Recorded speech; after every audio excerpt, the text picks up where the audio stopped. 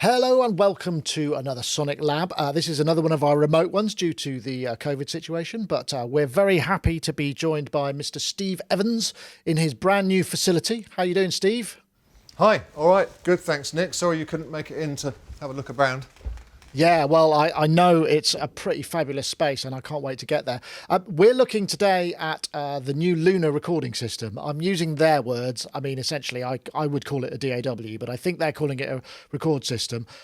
And this is software that comes with all Thunderbolt-equipped Apollo interfaces, right? As far as I understand. Is that your understanding it too? Well, how would you describe Luna? It's basically for people that own the DSP-equipped Apollo interfaces, like the X8P or the X6P, and even some of the kind of the DSP lighter, smaller versions as well. And it is designed purely for those people to leverage the power of all that Unison recording technology and the UAD DSPs inside those interfaces to be able to record without having the bother of addressing the console app, which is what we've had to do up until Luna. Of course. The console app. And it was a bit of a faff. I mean, it was enough of a faff, actually, to put me off using it on many occasions. But what Luna does is it removes all that in one fell swoop, and Luna takes over the console completely and just makes the interface and the DAW as one. Right. I mean, we should add. I mean, this is free. They give it away with all. And I've written it down here. It's Arrow, as long as it's Thunderbolt, right up to the bigger Apollo. So anything with Thunderbolt and DSP chip in it, you're pretty much good to go. It doesn't work on the USB audio interfaces, and it's also only Mac only. This is the other thing that we have to stress as well. So there is a certain subset. I suppose we could look quickly at the interface. I mean, that it looks like a DAW to me. I mean, that's pretty much DAW-like, I'd say. Well, it's a DAW. There's no doubt about it. And I think maybe their reluctance to kind of come out of the gate with those three big letters is because it's early days, and it is still. I mean, despite what they've achieved, which is remarkable so far, it still is early days. If you want to put it back to back with an industry standard like Pro Tools that's been around for 20 years or so, then yes, we could have a list as long as your arm of small functions, workflow improvements, lots of different things that Luna doesn't have yet. So they are headed in that direction, and actually the process of development is incredibly quick. I mean, we're getting updates every 10 days, every 14 days or so, and even some of the issues that I looked at when I first got my hands on the software have been resolved now. And in the software itself, there's right on the top right-hand corner here, there's a feedback form ready to go. So as you come across things, you can just open that form, write it down, categorize it, and send it off. And Tom at UA just tells me that they are just receiving these, looking at them, and they're acting on them as well. So a lot of these little issues are gradually going away. I mean, does it essentially, we get audio tracks, I mean, maybe you could just talk us through what sort of stuff we could do from within that environment.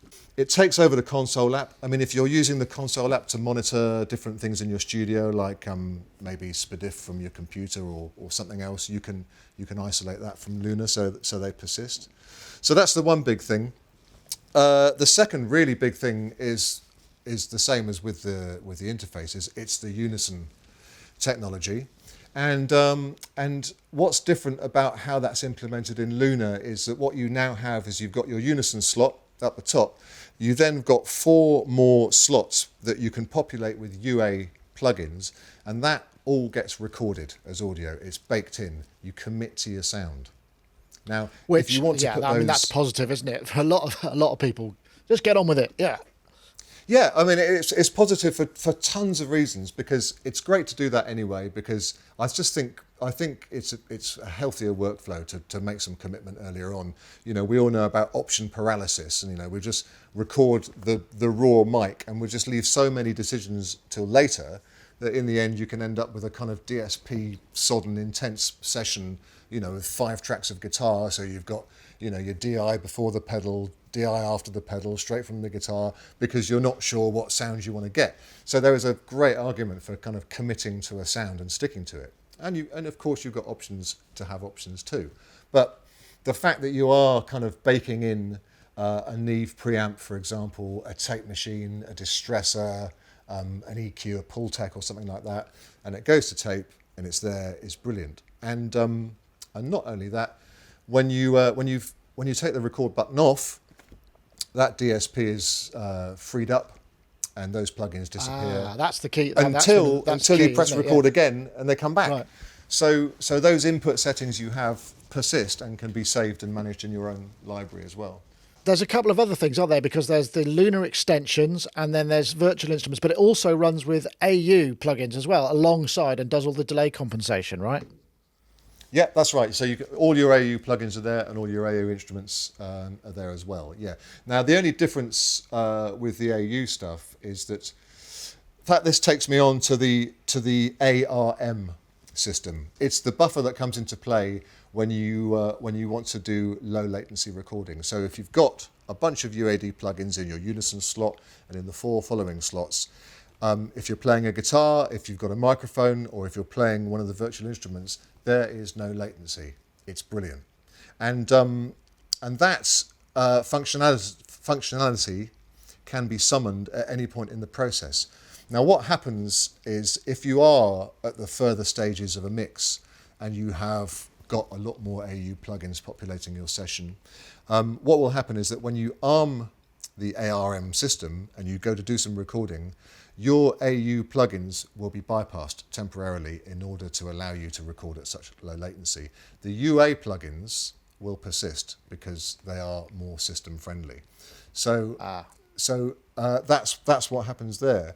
And the ARM functionality allows you a certain amount of channels. I think on my X8P, I think I've got 18 and 2 auxiliary returns that can all be set to use the ARM option. So they will all go into low latency mode.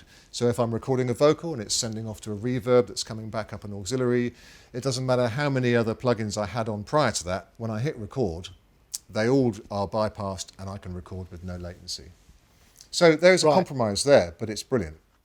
Oh, that's interesting. Okay, so I mean, these are all sort of fairly nuts and boltsy type things. I mean, you've been using it. I mean, one of the big issues is if you've got an Apollo system or you've got, some high-end audio gear, you've probably already chosen your DAW.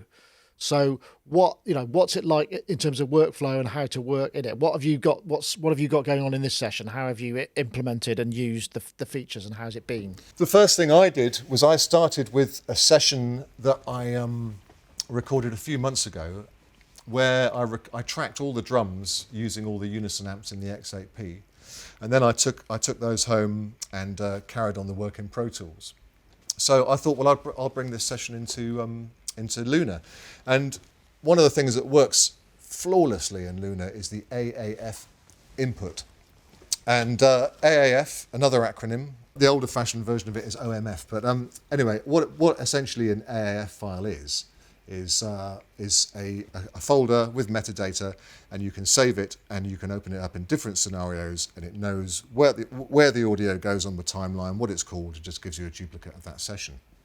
Oh, that's brilliant. So that means you don't have to bounce it at this stage. It means you can just bring in the raw audio. Obviously, that won't contain the data. If you've got plugins across that track and you want to bring that in, you would have to do stem bounces. But if you've just done a quick rough edit, you can bring the whole thing in, right? Yeah, so on this session, I had all my drum tracks, I had other recordings dotted around, saved it as an AAF in Pro Tools, exported it, with great trepidation, because quite often these things are a pain in the arse. Open up Luna, and one of the first options you've got on your session dialog is like, start from an AAF. So, okay, yes, please, and then it says, do you want to include a MIDI file with that? And I had, from experience, bounced out a MIDI file that had the tempo information on it, so I said, yes, please. Pressed the button and kind of waited for everything to crash around me, and all the warning dialogues to come up, and can't find this and can't find that, and 30 seconds later there was everything, and that made me very happy indeed. So this session here, I'm not seeing a lot of drum tracks or anything. What's can you zoom in and show us just roughly what's going on in this session? Yes, I mean this is kind of one of the things that that Luna doesn't have to the same extent of Pro Tools is the kind of detailed views management system. But actually, what it does have is at the moment quite useful. At the moment, you're just seeing my buses, which are what the multi-tracks are bus to, and so if I go to one of these, the drum bus here, for example, and say spill, that will open out the multi-tracks within that bus. So actually that's fine. That means I can get around the session quite well. So where is the drum bus? Here. So let's open that up again. And this and these are the drums that that I recorded those few months ago using all the Unison stuff. And it's such a lovely, warm, full, pretty much done sound. I mean, I've got no plugins on any of those individual drum channels. I've got a bit of a pull tech on the snare, and there's an EQ, there's a fat filter EQ on the rack tom to take out a bit of a kind of that's ongoing.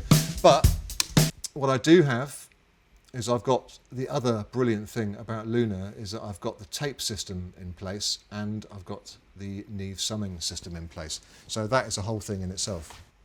So that timeline looks like it's basically, just stems in there. There's not sort of edits. What's the editing experience like? Because one thing about drum tracks and phase between the mics and all of those things, I mean, these are the things that the sort of more specialized DAWs handle really well, the kind of grouping and those kind of things. What's that like to do here? Well, particularly Pro Tools. I mean, and that's why I'm a dyed-in-the-wool Pro Tools user, because when you're editing multiple tracks of drums or multiple tracks of a whole band, the ability to move audio around with confidence and keeping rock solid phase alignment is, of course, totally paramount.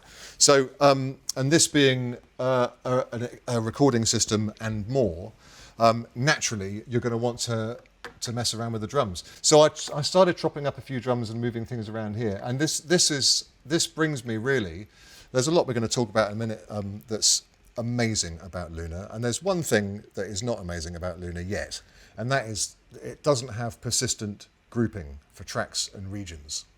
So when I can kind of make adjustments to a bunch of tracks in one go, like here I can solo them. If I select them, then it happens to the group, a little bit like Logic. But if I want to work with the regions, I have to select my region and then shift select down to the bottom to do something with those regions. And then the minute I want to go over here and do something with that, well, then I've got to do the same thing again, and do that, and I've got to make sure that those regions stay grouped. If I was in Pro Tools, that might be a region group that automatically does that, or it might be a track-based group, and that is a massive time saver. And that is probably the only thing at the moment that's stopping me from using Luna in anger in a pressure situation, is the fact that I know that my editing workflow is going to be significantly slower because we've not yet got that implemented. But UA are on it. And they know how important it is, particularly when it comes to editing drums. And it's only a matter of time before that. Yeah, I jumped to a shot here. This is the kind of change log of the Luna releases, and we got one on August the 7th, another one on August the 5th, and then July the 14th, July the 1st. So I mean, obviously during summer perhaps, but I mean that is quite a rapid release, and that's the one thing that when we were sort of setting up for the review, that they said, look, we've got a team of people working on this. These things are coming, it's prioritized. So I mean that's worth saying, but you can only review something in the state it currently is in. I mean, to be fair, so. Yeah, and it's and people will say, okay, well it's just a first version. It is a first version, but man, what it does is amazing. What it does is a lot more impressive than what it doesn't do, as far as I'm concerned. I mean, I have got a long list of snags, but they kind of, I'm prepared to ignore those for the time being because of the sound of Luna, the inbuilt tape situation, which is amazing, the inbuilt Neve summing situation, which is amazing, and just the kind of how it sounds and feels is different and it is unique. And I think the fact that because you've got this analog processing going on in the background, you do feel like you can play into it. I was playing one of the pianos last night, and there is a kind of fantastic bloom to the audio. You feel like you can dig in because you've got a little bit of that grit and compression there. But we should have a look at the tape and the summing situation in a bit more detail, I think. This is the Luna mixer. I mean, I've got everything on super big here at the moment, but it's quite nice because we can see here I've got a Studer A100 tape plugin inserted on a lot of these audio tracks. Now, that doesn't come free with Luna. There's a version called Oxide, and some people will have Oxide as a plugin anyway, but it comes free as a tape emulator with Luna. And Oxide is great. The only thing it doesn't do really that the other ones do is that it's not as tweakable in terms of how you can get under the hood with these. You've got controls over your different frequency, bias, tape types, tape speed, all this kind of stuff. It's a little bit simpler in Oxide. It's a bit more of a plug and play. Is this one of the Luna extensions rather than, so there's this also new format. So this is a Luna extension, which is the tape situation and the summing situation are what they call the Luna extensions. That's right. And the tape Oxide Luna extension comes for free with Luna. Right. The Neve summing situation, which goes on the buses, is an extra. You have to pay for that, which is a shame, really. But because I think that you really do need to have that to be using Luna to its full extent. What's that like on DSP then? Because obviously, if you wanted to use Luna on a lower end system and you were in mix mode, you'd already printed your stuff through the Unisons, and so you had your DSP free. Are they quite hungry on DSP, or are they reasonably Well, it's what they've done with the extensions. They work differently to the regular UA plugins. They don't use the onboard Shark chips as the DSP like the interfaces do. They use the native situation. So you can if you've got a kind of reasonably Humphrey computer, then you can rack up your tape machines and you can rack up your summing, and you're not going to kind of cut down on the amount of juicy compressors you can choose for mixing. So that's a really good idea, I think. Yeah, so it's like basically analog console emulation inside the channel strip. I mean, at a kind of layman's terms. Good tape processing is kind of like an EQ, a compressor, and a kind of harmonic distorter all in its own right, and they go quite a long way to turning a kind of clinical dry digital recording into kind of something that's approaching an alive mix, without you having to do much in the way of plugins. Interesting. So there's also virtual instruments. So you can run your own virtual instruments, but there's a couple that come with it. I remember they showed a Mini Moog and a sort of Rompler style thing. I mean, and MIDI itself is kind of a key factor if you're being creative, right?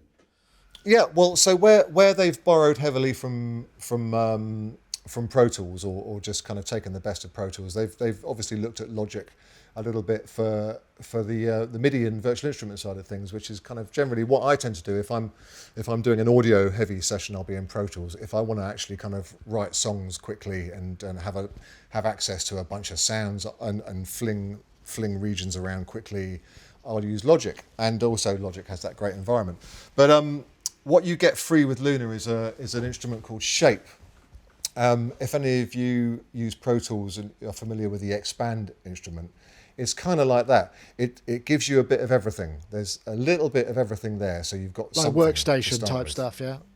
Yeah, and there's some quite fun bonkers sort of sounds in there, but it's got a bit of everything. It's pretty good. It's got its own effects and things on it. Simple set of the controls that you'd want, basic things. Quite a lot of things are actually mapped to the modulation wheel. When I'm looking around thinking, well, where's the filter? Where's the kind of filter frequency? Right. So sort of macro. You reach out for the mod, and okay, there it is. Fine. So it has been thought about. So that's the one that you get free with Luna. The Moog and the full-scale piano Ravel are separate. They're extras, but you do get a Ravel Lite with Shape, which I really enjoyed. Actually, I mean, I was messing around with that a bit.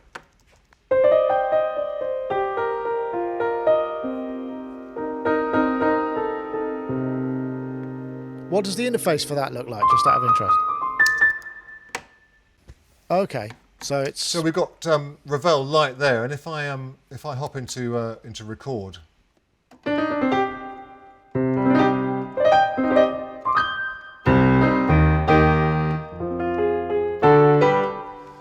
it's great. And so I was really tempted. The only reason I didn't actually download the full Monty Ravel is because I didn't have the hard drive on me that I want all the library to go to. So I didn't want my system drive getting clogged up with sample libraries. So is that like a a four-part multi-timbral thing, or is it? Yeah, that's right. You've got it's a bit like Expand. Yes, you can bring in part 1, 2, 3, or 4. You can layer and be multi-timbral about it. The one thing that hasn't arrived yet with Luna, which will be very welcome when it does, is it doesn't support multi outputs in virtual instruments. So I would be sharing all of these outputs, or I'd be making different instances, and they're kind of saying at the moment, yeah, we're going to get to that, but just make different instances for the time being and copy your MIDI across. But I'm really looking forward to that when it happens, because I love BFD is one of my favourites, and there's Addictive Drums and all the rest of them. And actually, when you do bust those out over different channels and auxiliaries and start plugging in and treating it like you would a real drum kit, they really do come into their own. And I think that's going to sound fantastic in this kind of analogy kind of environment. And so in terms of that creative space, what's that like to use? I mean, is it, because obviously you're going to be less familiar with it. I mean, did you find there was any hindrance in there? I mean, I know Cuckoo did a video where he just threw a track together and it seemed fairly fluent. I'm assuming it's similar in many ways there. Yeah? It didn't take me long to kind of get into recording, and everything is there. You know, you've got the option to merge record. You've got the option to have playlists and versions, which is very straightforward to comp between once you've learnt the language of Luna and realise what the equivalents are in the DAWs that you're used to. It all works very well, and I haven't got any major kind of niggles with any of the MIDI recording side of it or the recording side of it at all. It's all quick and responsive. I've got no beach balling. It all happens quite quickly. It feels like a nice place to be. You know, if you've got some real drums, you're going to want to look at tempo mapping and all of that kind of stuff. The tempo mapping is more basic at the moment than Pro Tools.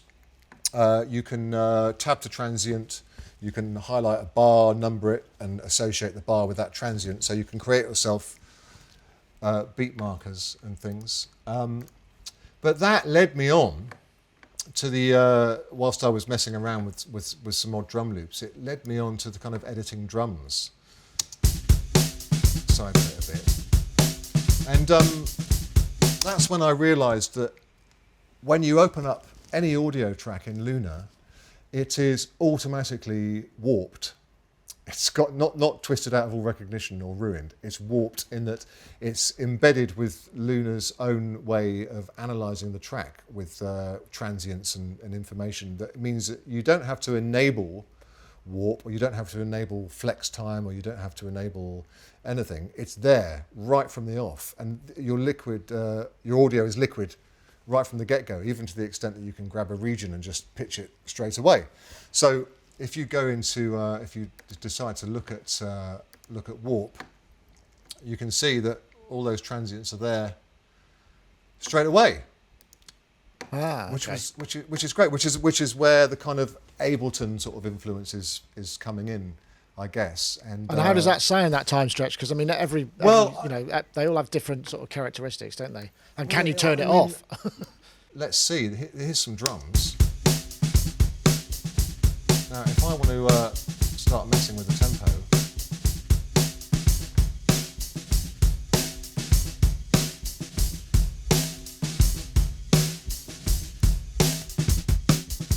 Okay, that's pretty instant, isn't it? I'm impressed. I'm impressed with that, because it actually maintains the solidity and punch with the phase relationships really well. Even as you're approaching the extremes, it's pretty good, you know. And that's using what they call the Luna razor blade algorithm. There's 5 algorithms in there.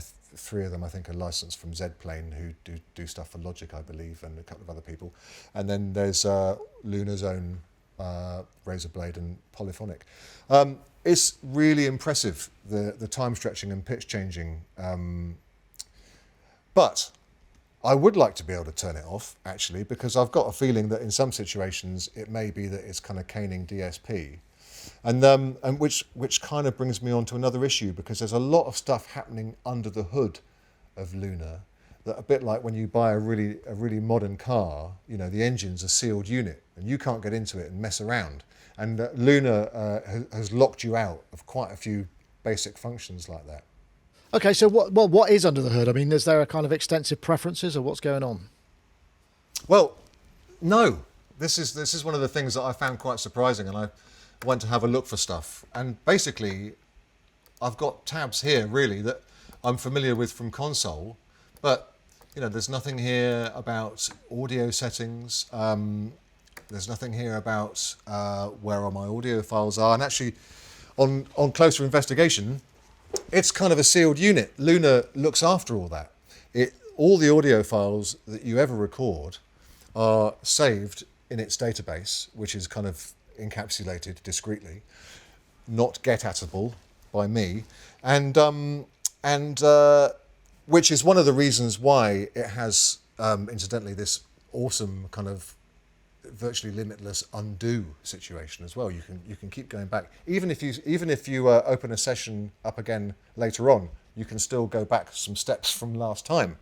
But you don't even have to save. Is that auto? It's auto save. Oh, right. Okay. Auto save. I mean, you don't even have to. This is the thing. I've got a kind of tick with this hand of Appalese, Appalese, Appalese, Appalese. Even if I'm making an omelette at home, you know, I'm Appalesing after each stage of the production, and and so I find myself doing that with Luna, and I'm just getting Apple boops, you know, because Luna's saying, "Don't worry about it, man. I've got this," you know. So okay. I've had to get out of the habit of saving as I go along, because you can just go. You know, I did have a crash at one point. Thought I'd lost a load of stuff. It opened back up exactly as I'd left it, and I could back up a couple of steps. Oh right, okay. But so when you say it stores all the audio files in a database, I mean, presumably you might not want that to be in the same place every time. Do you set the database per drive? So it's like, here's my work drive for this project. I want them saved there, please. Does it do that? Yeah. Yeah. It's kind of like with Logic, you've got the option of saving as an encapsulated folder or a broken out system you can get at, right?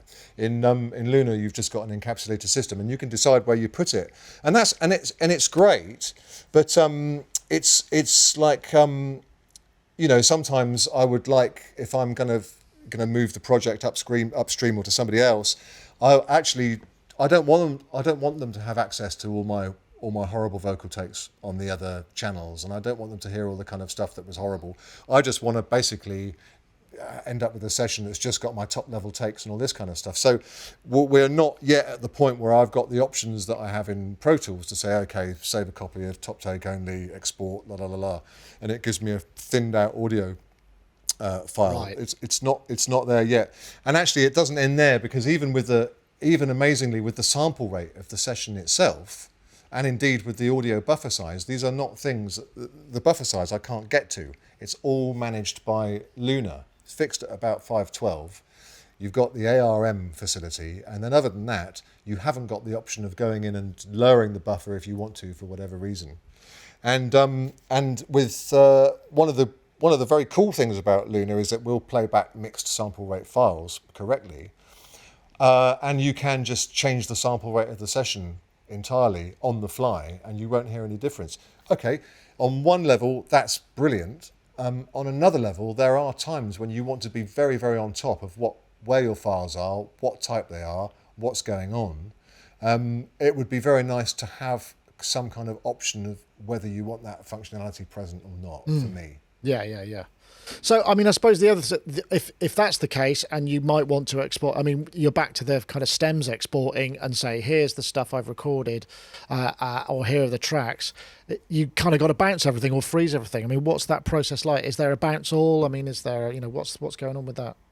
At the moment, it's exporting tracks in place or single tracks in place. There is no freeze function at the moment, which along with the hard grouping thing is a real shame, and I think it will be coming. But the fact that obviously with UAD plugins you're using their own DSP, you've got a finite amount, because they're great. Yeah, you've got a finite amount. So what's great is just to be able to freeze the track, free up your DSP, go and use a few more, freeze them all, and if you want to go back and adjust it, unfreeze it. It's really quick. It's a one-touch workflow, and that's what it really that's what That's it needs interesting. to be. And I Can think you it's freeze? headed there, but it isn't. Can there you now. freeze UAD tracks in other DAWs? Do you see what I mean? So if you were using a Yeah. right, that's a bit unfortunate then. That's a bit, that needs looking at, I would imagine. Yeah, Right? well, I mean, Pro Tools is very late to the party with all that. Logic was there a long time ago, and the other DAWs, freeze. It's been a given for a long time. So I'm surprised that that wasn't implemented straight out the door. But when you take into account everything else that has been done, and you remember that actually you're not dubbing Star Wars in Luna, it's a recording system. You're leveraging the power of your Apollo interfaces, and you are doing, in a way, kind of old schoolish kind of multi-track recording where you're looking to commit at an early stage and you're hoping to get a nice analog glued together sound. It is all about the music and the sound. So talking of the sound, you've got something going on in here, which was a drum multi that was recorded through the Apollo system and through some Unison plugins and whatnot. So what could just explain this session to us a little bit? The projects I was working with here, one of the things I'm part of is a theatre show that's based on the music of David Bowie, and one of the jobs that we have to do with that theatre show is we have to recreate the original recordings that were done. And so something like Luna is immediately kind of piquing our interest, because all the Bowie recordings that I'm most fond of were all kind of done in the 70s, really, and they all have a very tapey analogy sound. So I thought, well, brilliant, I'm going to bring Aladdin Sane into Luna with the drums that we recorded, and I'm going to see how that works for me in terms of getting that kind of glued together sound. And Right. It works really bloody well. I mean, I was let's have a listen. I mean, let me play a few bars here. The strings, you make it. So I'm going to flip to the original recording. Battle cries and champagne, just in time for sunrise.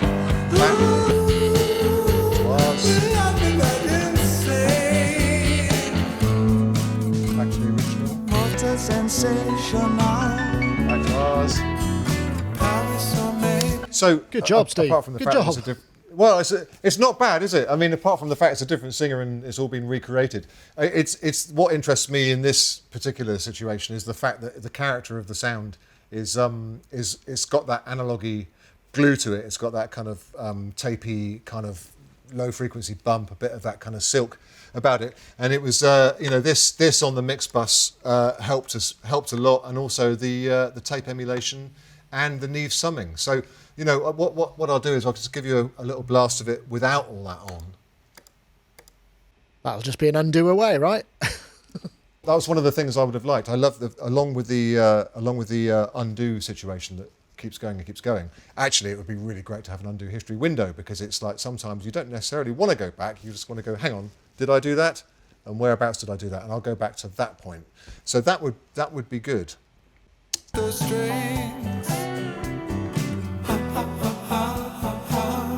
You make it. We love the Latin. So this is yours. That's it. That's mine. But that's mine without all the analog processing on. So I'm now going to put all the analog processing back. The strings. You make it. We love the Latin same. Battle cries and champagne. Makes a big difference, doesn't it? I wonder It if does it'll make make a big a difference, difference and enough for the YouTube algorithm not to copyright algorithm not to grab it. Well, that's a problem that we've had with the show. We were saying no, honestly, it's a copy. But what I can't do is there isn't an easy way of just disabling Bypass all on. of that processing as an A B. So we'll do something with the edit, hopefully, that gives us a better idea. But that is the thing with Luna that is the most exciting thing about it, and the fact that you can get in there with the tape machine, and you can drive them quite hard. I think if you wanted to go back and do some 50s and 60s emulations and stuff like that using the Capitol Chambers reverbs and all the rest of the wonderful toys that UA have got, let alone BFD and all that stuff, I think you could really make a convincing job of it with all that analog processing. So I think that is the thing I like best about. That's the whole point of this thing, really.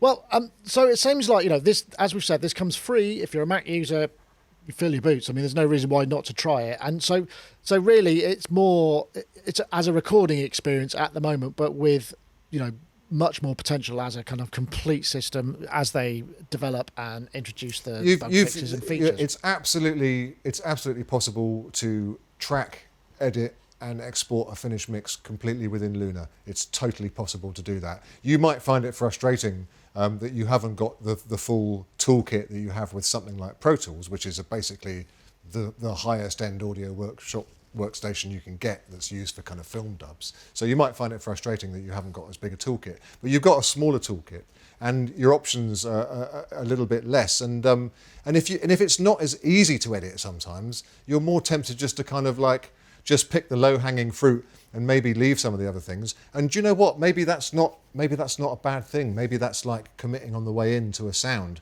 Perhaps it might contribute to a more of an analog kind of mental approach as well as a sound in a way. That's a very interesting point, actually. Yeah, no, well worth mentioning that, Steve. Well, I think that's a good place to end. Thank you very much, Steve, for showing us that. Luna obviously comes free with all the Apollo Thunderbolt-equipped interfaces. Mac only at the moment. But Steve, remotely, we'll meet up again one day soon. Nice to see you. One day soon, we'll meet again.